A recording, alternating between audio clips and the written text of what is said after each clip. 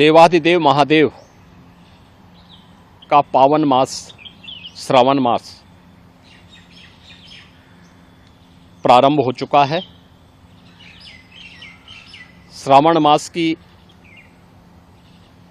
कावड़ यात्रा जग विख्यात है।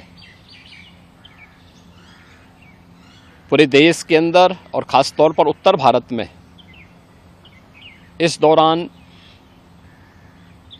शिव भक्त महादेव के अनुष्ठान में लीन होकर के सभी शिवालयों में जलाभिषेक के साथ अपनी असीम भक्ति का प्रदर्शन करते हैं।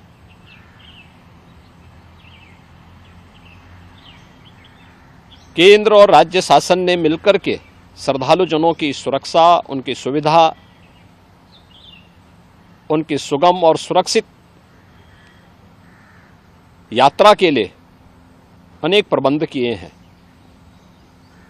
कहीं कोई दिक्कत न हो, कहीं कोई अव्यवस्था न फैले, कोई भी उनकी आस्था के साथ खिलवाड़ न करने पाए, इन सब बातों का ध्यान में रख करके प्रयास प्रारंभ किए गए हैं। लेकिन हमें इस बात जरूर ध्यान में रखना होगा, मैं सभी श्रद्धालुजनों से इस बारे में विनम्र अनुरोध करूंगा। हम लोग भी शिव भक्त हैं, महादेव की असीम कृपा हम लोगों पे बनी रही है और निरंतर हम महादेव से यही प्रार्थना करते हैं कि उनकी कृपा सदैव बनी रहे। कोई भी पर्व और त्योहार, कोई भी साधना बिना आत्मानुशासन के पूरी नहीं होती है। सुगम और सुरक्षित यात्रा के लिए